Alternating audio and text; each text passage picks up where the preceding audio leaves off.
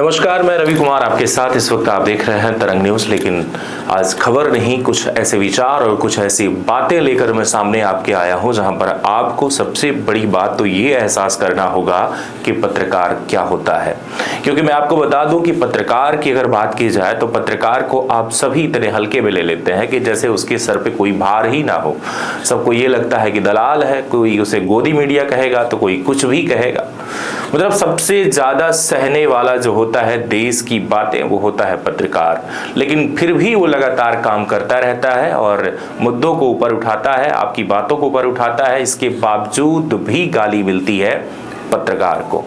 अगर कुछ उसके दिमाग में चल भी रहा है तो उस बात को वो सामने नहीं रखता है, चाहे वो प्रताड़ित हो रहा हो, चाहे वो परेशान हो रहा हो। अगर वो प्रताड़ित है तो मतलब इसका मतलब ये है कि समझिएगा कि वो इस बात को इसलिए नहीं रखता क्योंकि लोग उसे बड़ा हल्के में ले लेंगे कि यार अपनी समस्या नहीं सुलझा पा रहा है। किसी ने अगर धमकी दे दिया है तो उस बात को भी वो शो नहीं करता कि मुझे किसी ने जान से मारने की धमकी दे दी है, क्योंकि उसे ये लगता है कि अगर हम ये चीजें अगर शो कर देंगे तो हमारी कहीं ना कहीं बदनामी होगी कि यार इसको देखो, वो इसने धमकी दे दिया मारने का। ये कई समस्याएं ऐसी उत्पन्न होती हैं। लेकिन पत्रकार होता क्या है? क्या है पत्रकार?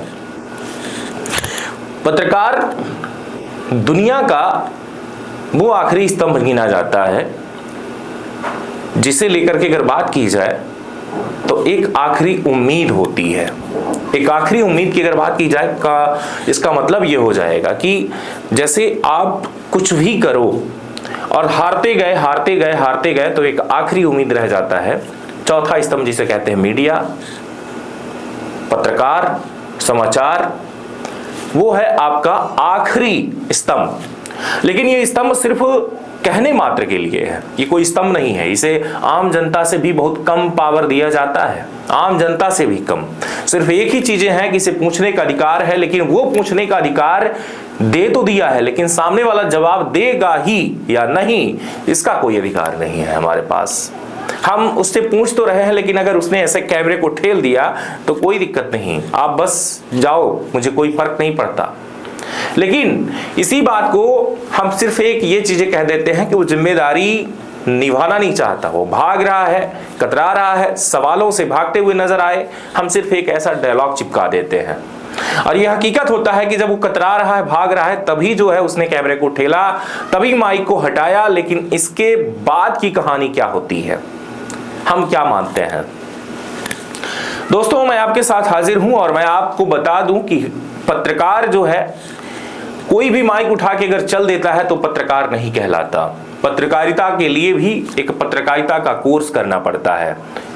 जैसे कि मैं आपको बता दूं कि मास कम्युनिकेशन है, जो आपको मास कम्युनिकेशन करने के बाद एक अथॉरिटी मिलती है कि हाँ आप पत्रकार हो गए हैं, यानी कि आपने पढ़ा, लिखा, समझा, तब आप जाएंगे तो एक अलग मंजिल आपको हासिल होगी और एक अलग जगह आपको पर्याप्त लगभग मिल पाएगी, जिसमें आपको पूरा मैदान मिल जाता है, पूरा सोसाइटी मिल जाती है, पूरा समाज मिल जाता है इसके लिए कि आप पढ़े लिखे हैं तो आपको क्या सवाल करना है, आपको ये बात पता होती है।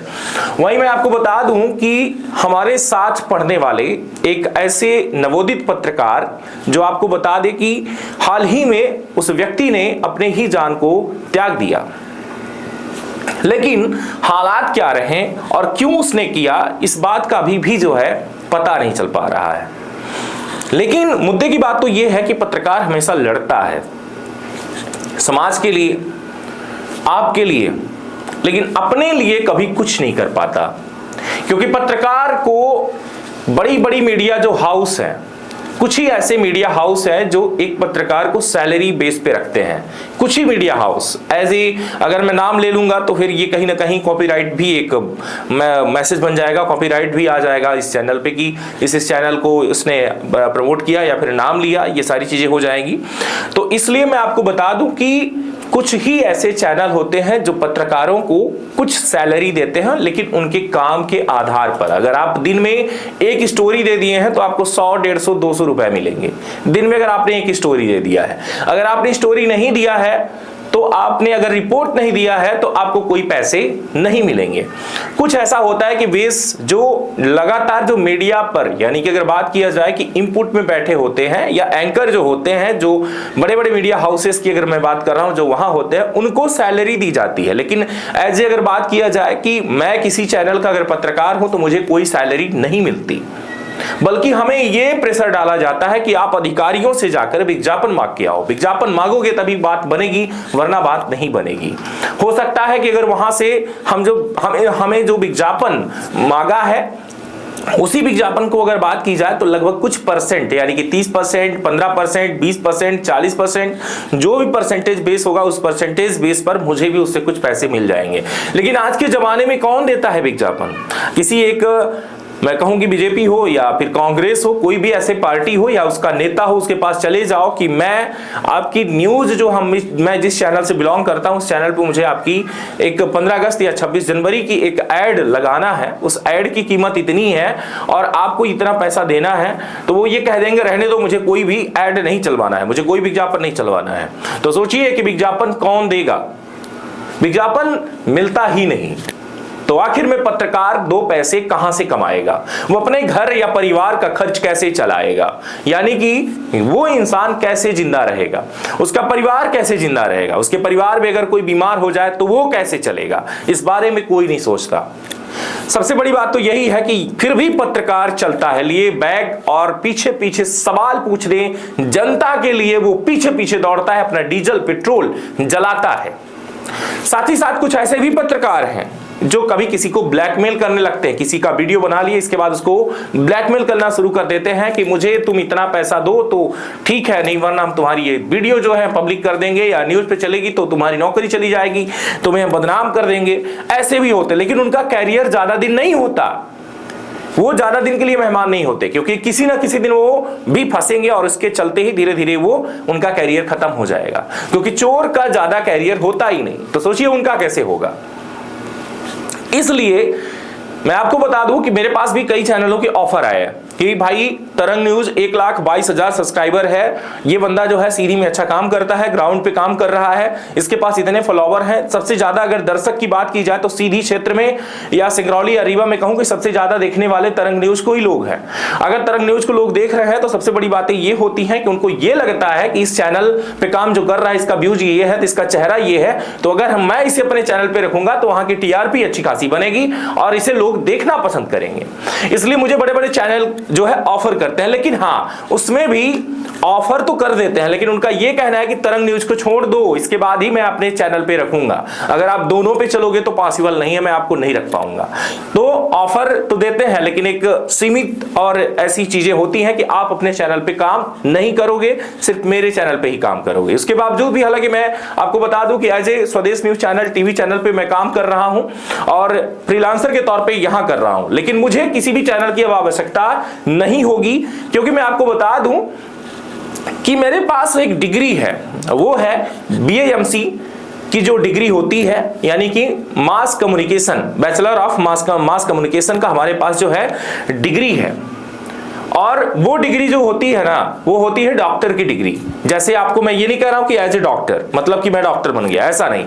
जैसे आप PhD कर लेते हैं, MBBS कर लेते हैं, तो इसके बाद आपको डॉक्टर जो नाम होता है ना डॉक्टर, वो डॉक्टर आपके आगे लग जाएगा। इसके बाद जैसे आज देखिए कि डॉक्टर जो है मोहन यादव जो हमारे CM है, वो डॉक्टर नहीं है, वो CM है, लेकिन इसके बावजूद भी डॉक्टर उनके नाम के आगे लगा हुआ है। उसकी खास वजह यह है कि उन्होंने पढ़ाई कर ली है, तो वो लगा रहेगा। मेरे आगे जो पत्रकार शब्द जो लग रहा है वो किसी की देन नहीं है, वो मेरी काबिलियत है। मैंने पढ़ाई की है और पढ़ भी रहा हूं, अभी भी पढ़ रहा हूं, तो मतलब वो काबिलियत है हमारी कि हमने उस पत्रकार शब्द को अपने आगे जोड़ दिया है। इसे कोई हटा नहीं सकता। मुझे किसी बड़े चैनल की आवश्यकता नहीं है कि मैं किसी बड़े चैनल पे काम करूं तभी। ये मेरा एक प्लेटफॉर्म है यूट्यूब। मुझे आप यूट्यूबर कहें या कुछ भी कहें, लेकिन मुझे कोई ये नहीं कह सकता कि मैं पत्रकार नहीं हूं। पढ़ा लिखा हूं, मेरे पास डिग्री है उसकी पत्रकारिता की, तो आप ये नहीं कह सकते कि पत्रकार नहीं है। मैं पत्रकार हूं और मुझे साबित करने की किसी के पास जरूरत नहीं, आवश्यकता नहीं है कि मैं सबको डिग्री दिखाऊं कि मैं पत्रकार हूं, मैं पत्रकार हूं, ऐसा नहीं है। इसलिए मैं कह रहा हूं कि मुझे किसी बड़े चैनल हो या छोटे चैनल हो या किसी चैनल की आवश्यकता आवश्यकता नहीं। मैं बिंदास काम करना चाहता हूं, खुल के काम करना चाहता हूं, आपके साथ काम करना चाहता हूं, मैदान में काम करना चाहता हूं, समाज के साथ काम करना चाहता हूं। अब बात करेंगे उस चीज की कि जब ही कुछ होता है, जैसे ऐसे मैं आपको बताऊं, यानी कि सामने वाला जब व्यक्ति बीमार होता है, परेशान होता है, हॉस्पिटल जाता है, डॉक्टर जब नहीं होता, सर क्या आप यहां पर आ जाएंगे, यानी सबसे पहले कॉल किसे करते हैं? पत्रकार को। सोचिए, लोगों का कहना पत्रकार, घर में अगर आग लग जाए तो लोग किसे कॉल करते हैं? पत्रकार को। कहीं पर भीषण अगर सड़क दुर्घटना हो जाए तो वहां पर भी लोगों को यही देखा जाता है कि वो किसे कॉल करते हैं? एम्बुलेंस को पहले लगाएंगे, पुलिस को लगाएंगे, लेकिन तीसरा ऑप्शन पत्रकार ही होता है कि पत्रकार को बताना है। पत्रकार वहां पर मौके पर पहुंचता है। कभी भी कोई भी घटना घट जाए, घर में मारपीट हो जाए, यहां पर सर फट जाए, लोग किसे कॉल करेंगे? पत्रकार को। हर चीज के पीछे सिर्फ पत्रकार पत्रकार पत्रकार, लेकिन पत्रकार को पूछते तो सभी हैं, लेकिन पत्रकार कैसा है ये कोई नहीं पूछता। पत्रकार के विचारों को देखेंगे, यहां तक कि यह देखेंगे सामने वाला व्यक्ति जो है कि किस पार्टी का दलाल हो गया है, वो गोदी मीडिया हो गया है। लेकिन गोदी जनता भी होती है, इस बारे में किसी ने नहीं सोचा। और गोदी जनता का मतलब ये है कि जिसे कुछ करना ही नहीं है, उसे सिर्फ रोजी रोटी, अगर बात किया जाए कि कमाने के लिए खाकर, तो ऐसा नहीं होता। गोदी जनता उसे कहते हैं जिसने गोद ले लिया हो, वो खाएगा पिएगा सब कुछ सरकार के मत्थे और घर पे आराम से बिस्तर डाल के सोएगा। उसे किसी से कोई मतलब नहीं, उसके बच्चे सरकारी स्कूल में पढ़ रहे हैं, उसको सारी सुविधाएं मिल रही हैं, उसको कुछ करना ही नहीं है। वो किसके भरोसे पर है? सिर्फ देश के सरकार के भरोसे। वो कोई भी पार्टी हो, चाहे कांग्रेस, बीजेपी या फिर अन्य आप पार्टी, चाहे जो भी हो। लेकिन यहां पर क्या होता है, देश की वो जनता, जो जनता देश के ऊपर ही निर्भर हो कि सरकार जिसकी चले मुझे तो देगा ही या देगी ही, वो होता है या होती है गोदी जनता। सोचिए, ये जो गोदी जनता है, ऐसा ही होते हैं बड़े बड़े मीडिया हाउसेस जो हैं, उनको जो है खरीद लिया गया है। किसने खरीद लिया? सरकार ने खरीद लिया कि सिर्फ मेरी तारीफों के पुल बांध दो। और वही गोदी मीडिया करती है जो सामने वाला कहता है दिखाने के लिए, क्योंकि उन्होंने क्या कर लिया? सिर्फ पैसे ले लिया। पैसे लेने का मतलब यह है कि उन्हें विज्ञापन तो मिल नहीं रहे, जनता तो दे नहीं रही, दुकानों के विज्ञापन तो मिलते नहीं, और भी विज्ञापन ढेर सारे हैं जो नहीं मिलते। और ना मिलने की वजह से सामने वाला विज्ञापन जब पैसे नहीं बटोर पाएगा तो वो इतने सारे जो पत्रकार हैं उनका जो खर्च है वो कैसे दे पाएगा? इसलिए उसके चैनल पे सिर्फ वही चलता है जिसने खरीद लिया, जो बार बार वो दिखाना चाहता है, दूसरी पार्टी को दिखाना ही नहीं चाहेगा वो, जिसे आप गोदी मीडिया कहते हैं। तो मैं आपको बता दूं, ये सारी चीजें तो हुई, लेकिन अब शौक की बात यह है कि पत्रकार के दिमाग पर क्या रहता है। हमने किसी की खबर तो चला दी, लेकिन वो मेरा दुश्मन भी बन बैठता है। जैसे मैंने किसी का सपोर्ट कर दिया। सच है, अगर कोई मेरे पास आएगा, भोले भटके परेशान सा कोई व्यक्ति होगा जो कहीं ना कहीं भटक रहा है, न्याय की तलाश कर रहा है, उसके साथ बहुत बुरा हुआ है, वो जब आएगा हमारे पास तो हम उसकी न्यूज को चलाएंगे। लेकिन जब न्यूज जब चलती है और उस पर एक्शन हो जाता है, तब वो व्यक्ति जो मेरा कोई लगता ही नहीं, वो भी दुश्मन हो जाता है कि फलाने चैनल पे ये रिपोर्ट चली और इसके वजह से जो है तो कार्यवाही हुई, वरना कार्यवाही नहीं होती, ये कहीं भी भटकता रहता, और उसके चलते सामने वाला मेरा दुश्मन बन बैठता है। और खासकर तब होता है जब कोई प्रॉपर्टी रीजन होता है। प्रॉपर्टी मतलब जो भी आपकी जगह जमीन का जो मामला होता है, वहां पर अगर ऐसी रिपोर्ट चल जाए तो सामने वाला दुश्मन बन ही जाता है। एक पत्रकार का कोई दुश्मन नहीं होता, क्योंकि अगर आप मुझे पूछोगे तो हम आपके पास भी आएंगे। जो आपको ये लगता है कि उसकी खबर तो चल गई, मेरी नहीं चली, तो उसका मतलब ये है कि हम आप तक पहुंच नहीं पा रहे। लेकिन अगर आपने देख लिया है तो अपनी बातों को रखने के लिए आप पहुंच सकते हैं इस मीडिया या चैनल के पास कि हाँ, मैं अपना पक्ष रखना चाहता हूं, और उस दौरान जो है मीडिया वाला आपका पक्ष रखेगा। इसलिए मैं कहना चाहता हूं कि ये सारी चीजें रही। मेरे साथ पढ़ने वाला विजय शंकर तिवारी एक व्यक्ति, एक लड़का, एक दोस्त कहूं या क्लासमेट कहूं, जो भी कहूं, कक्ष मित्र कहूं, ये व्यक्ति जो है ये मऊगंज में रहने वाला व्यक्ति था। मऊगंज में गरीबों का मुद्दा जो है ये अच्छे से उठाता था, लेकिन उठाते उठाते ये खुद उठ गया एक दिन। इस बात का अंदाजा हमें भी नहीं था। इसके मरने के बाद काफी तकलीफ हुई, अपने आप को भी महसूस हुआ इस बात का कि यार इसने क्या कर बैठा, क्योंकि इसकी शादी भी हो चुकी है और इसको लगभग कहा यह जा रहा है, जानकारी के मुताबिक मैं आपको बता दूं कि 3 साल की कोई बच्ची है इसकी। और 3 साल की जो बच्ची है, सोचिए अब उसके पिता का साया उसके सर पे नहीं होगा तो उसकी जिंदगी कैसी कट रही होगी, क्या होगी उसकी जिंदगी। अंदाजा लगाया जा सकता है। एक पत्रकार जो दूसरे की जिंदगी को बेहतर बनाने के लिए लड़ता है, वही देखा जाए तो असली जिंदगी जो आप उसके बारे में जब सोचेंगे, अगर उसने 2 पैसे कहीं से बना नहीं लिया ना, या उसने कोई चैनल, जैसे मैंने चैनल बनाया, इस चैनल से अगर 2 रुपए अगर नहीं आए ना, तो अंदाजा आप लगा लीजिएगा कि हमारा परिवार रोड पे होगा।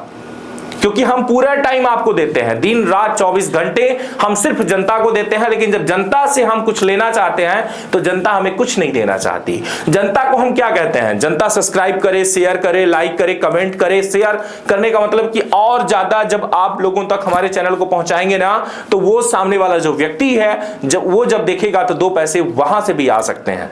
और सब्सक्राइबर जब हमारे बढ़ेंगे, जब हम बढ़ेंगे तो 2 पैसे आएंगे, तो हम और ज्यादा हमारे अंदर काम करने की क्षमता होगी, हमारे गाड़ियों में पेट्रोल और डीजल होगा, तब हम दौड़ पाएंगे और ज्यादा। जब हम डीजल पेट्रोल ही नहीं होगा हमारी वाहन में, तो हम आप तक कैसे पहुंचेंगे? और जब तक हम आप तक नहीं पहुंचेंगे, आपका कहना यह होता है कि आप यहां नहीं आए, ऐसी घटना घट गई। तो बड़ी एक जिम्मेदारी होती है पत्रकार के सर पर, और पत्रकार जब नहीं निभा पाता तो आप उसे गालियां तो देते हैं, लेकिन सबसे बड़ी बात तो यह होती है कि जिन मुद्दों को मैंने आज तक उठाया है, चाहे वो स्कूल हो, चाहे वो डॉक्टर हो, चाहे हॉस्पिटल हो, चाहे पुलिस की व्यवस्था हो, चाहे जो भी हो, मैंने जब मुद्दा उठाया है तो आज तक का रिकॉर्ड रहा कि जनता खड़ी नहीं हुई।